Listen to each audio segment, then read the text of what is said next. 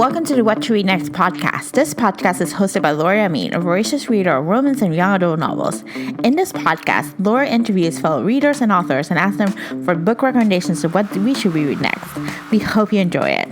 Welcome to the What to Read Next podcast. So happy to have you back. Before we get to today's book recommendation, I want to recommend a new release book that I just read, which was a quick, fun thriller, and it's called My Sister, the Serial Killer by Ali Khan Bridewith.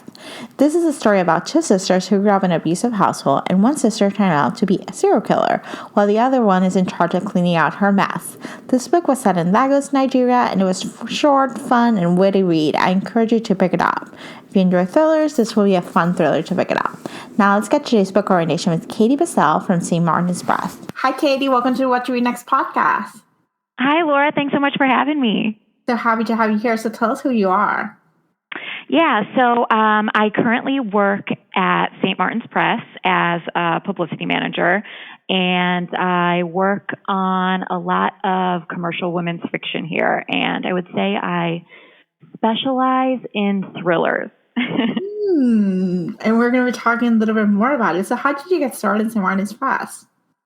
Well, I actually started my career, I'm from St. Louis, and so I started my career in baseball, working for the St. Louis Cardinals. Ooh. I ended up meeting my husband through work. He works for Major League Baseball, and I made the move to New York for him, and I'm a journalism major, so I wanted to get into the publishing field. I ended up interviewing at a lot of different magazines and St. Martin's Press and ended up landing here. And I've always been a voracious reader, so I think that's something you need to be for the job.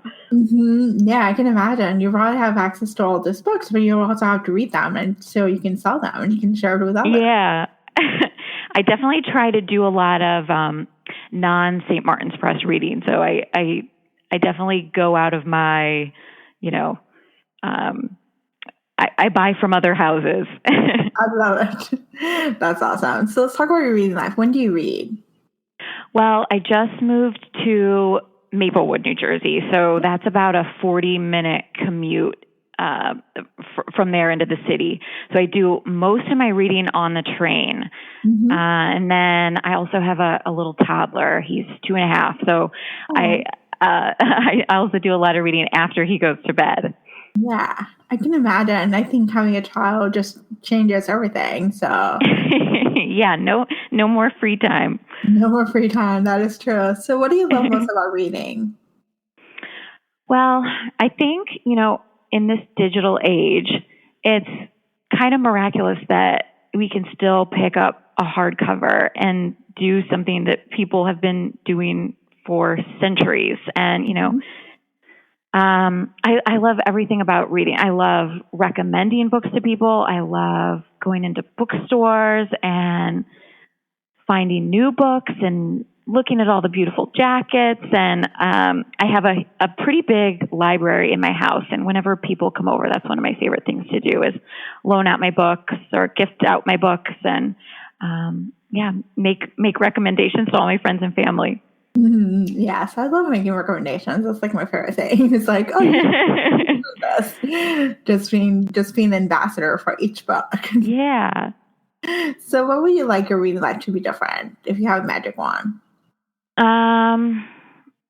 Well, like I said, the toddler takes up a lot of time. So I probably just need more more time for books because let's see, I work on about, I want to say 5 books a season for St. Martin's Press. And, like I said, I like to read books that I'm not working on. So, that would be my only issue is that I need more time. Yes. I guess that's what everybody says, right? Yeah, I think that's a pretty common thing. It's like we just want more time to read and just enjoy it. So, yeah. You're not alone. What would you change? So for me, I think I would like to have more time, but I think I want to be more pickier about the books that I picked. Because last year I read for quantity and not quality, and this year I've been more about quality and trying different genres. So will you not finish a book, or do you try and get through everything that you start? I used to try to get everything I started. I actually got better about not finishing books. Yeah. That's been the big one. Just realizing like that book's not for me and just being like, okay. But in the same sentence, I would finish a book because it was a short book, and I was like, and I knew I shouldn't finish. I was like, I hate this book, and I was like, I should not have finished this book. So it's one of those. Yeah, I definitely have a DNF pile. Yes, yeah. I think that's where I'm like, okay, just accepting that I'm just gonna have DNF piles, and that's part of the reading life. So what you mentioned, you work with thrillers, but what other genres do you primarily work with thrillers? You say St. Martin's Press, correct? Yeah, I would. So we have a huge publicity team here at St. Martin's. I would say about 20 or so people. Oh, wow. So with that, I think we have the largest in the business. So with that amount of people, we really do specialize, in our own, each our own genres. So yeah, for me, I've become the thriller specialist. We have, someone that works on a lot of sports nonfiction, and there's someone that works on military nonfiction, and someone that works on political nonfiction. So I'm lucky that I get to work on what I enjoy reading the most.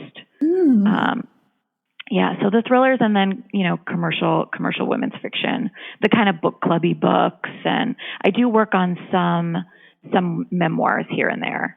Oh, that's cool. That's a really wide genre. Even though it's specialized, you still have some different things within the genre. It's nice to be able to mix it up for sure. Because, when I do read, thriller after thriller, I often do have to take a break and mix it up with some nonfiction.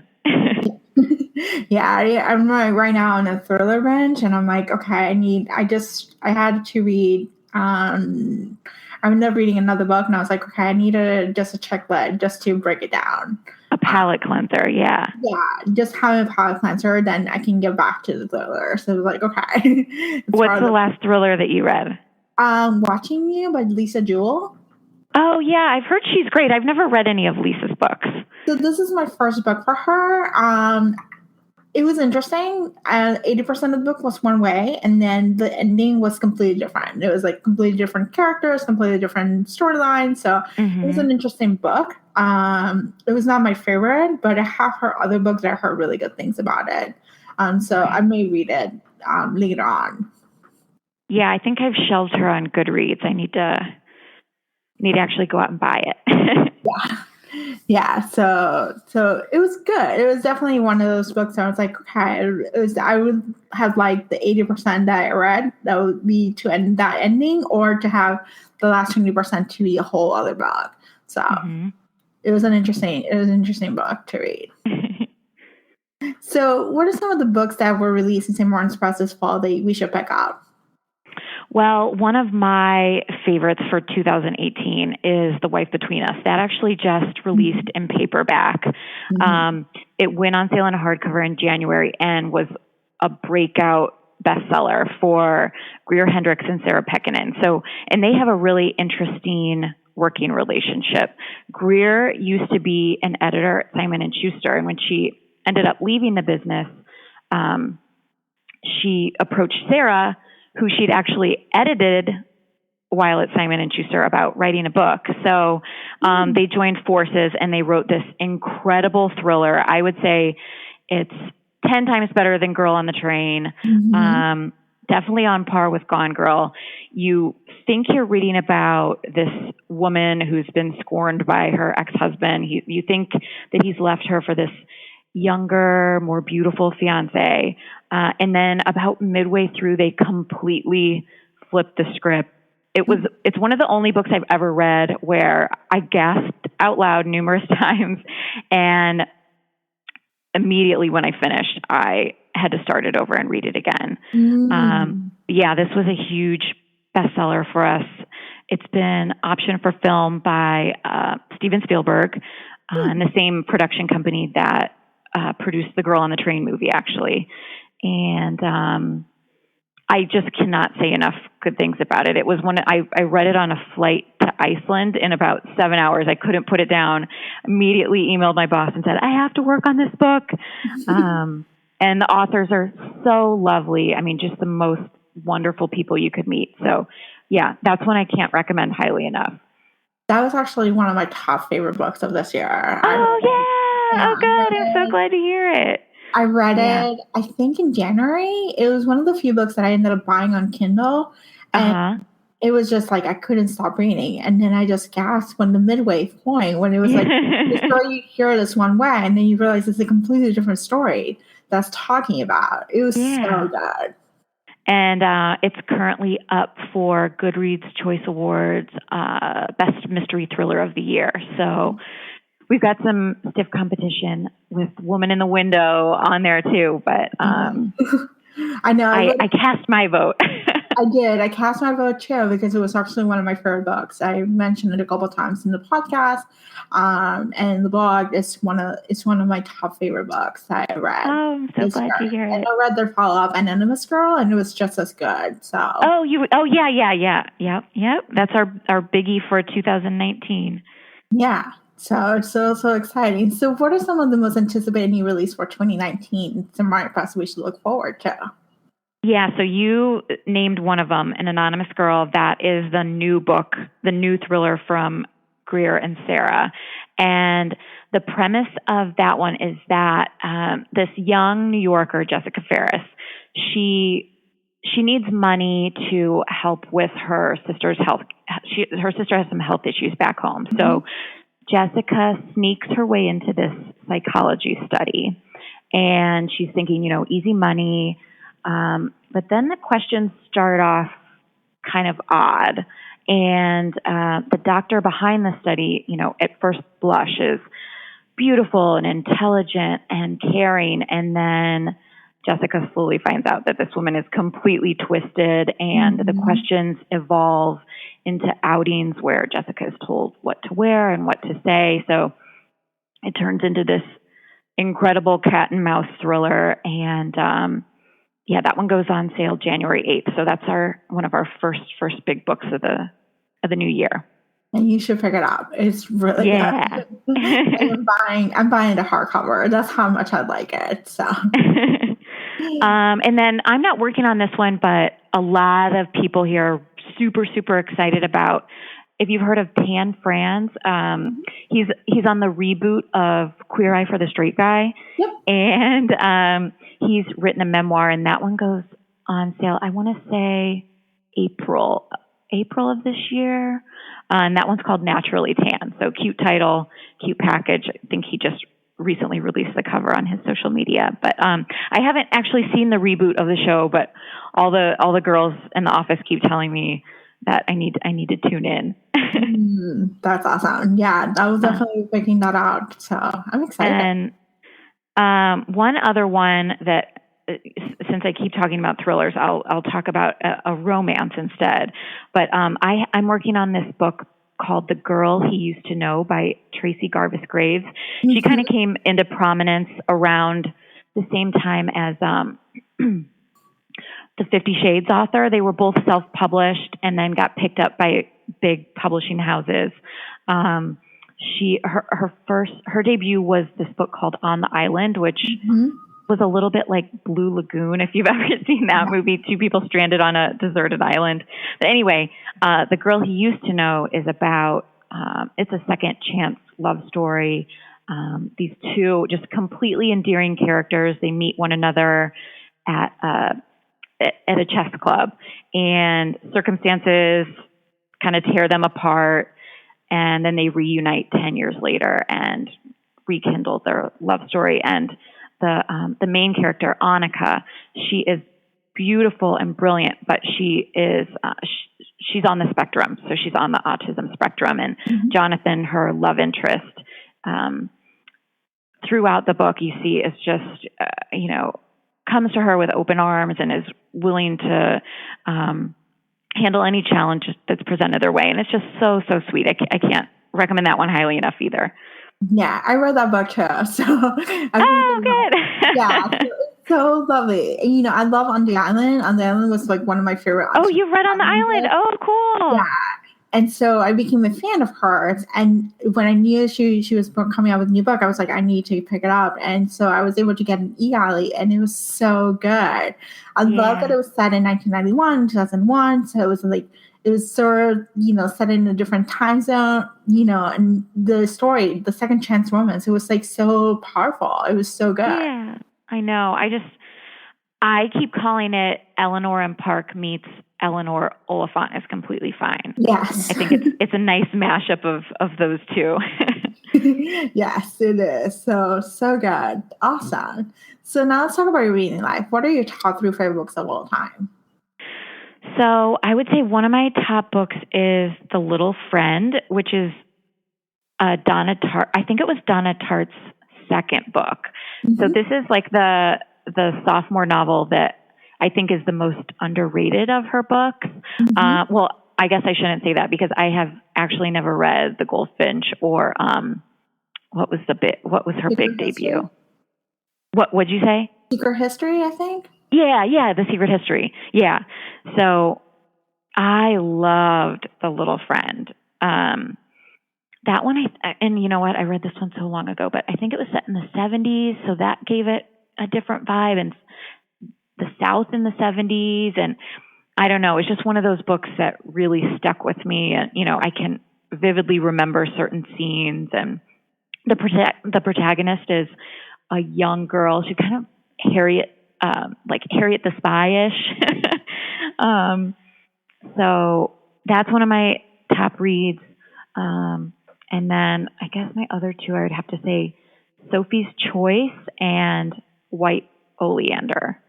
So I guess 3 more literary books than what I typically read. I love it. Favorite books that you've read in 2018 so far? Okay, so we talked about one of them. The Wife Between Us is definitely one of my favorites. Yep. Another one is Baby Teeth, which came out this summer, and that's a debut by an incredibly talented woman named Zoya Stage. She, the Baby Teeth, the premise is it's a bad seed novel. So you have Hannah, who is this mute 7-year-old sociopath determined to kill her mother. And then you also hear from the mother, Suzette, who is kind of emotionally and physically damaged, and she's struggling to figure out what to do with this child that is increasingly out of control. Hannah is a girl who set a trash can on fire, cut her mother's hair, fed a schoolmate paint, and those are just kind of the tip of the iceberg. But it's an incredible read, fast, unputdownable, and it's also up for Best Horror on the Goodreads Choice Awards. So highly recommend that one.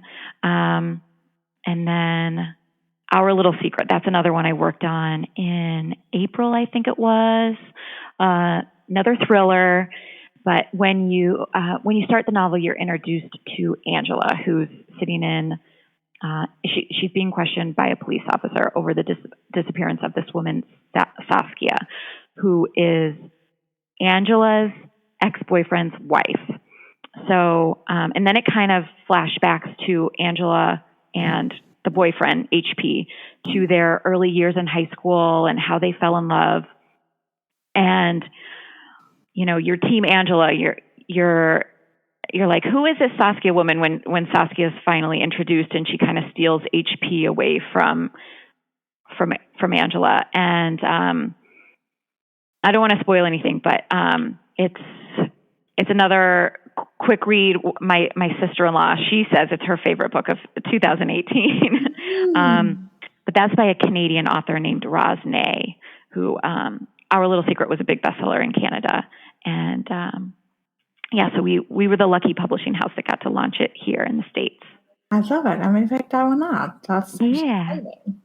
So what are you currently reading?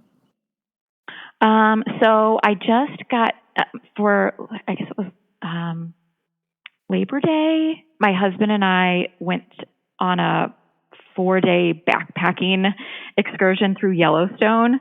And so one of our guides told me about this book, Death at Yellowstone.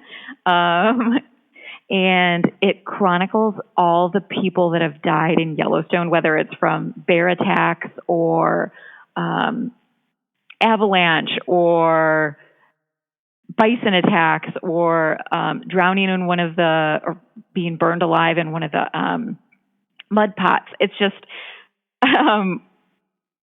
it sounds very gruesome, but it is a fascinating read because the author, he chronicles every death from like the 1800s up to, present day. So probably not something that everyone would be interested in, but it was applicable to me since I was just in Yellowstone hiking through it. And then the other book I'm reading right now is Sex and the City and Us, which that's written by the author of Seinfeldia. So it's kind of, for Sex and the City and Us, she did sit downs with Carrie Bradshaw, Sarah Jessica Parker, and Charlotte, Kristen Davis.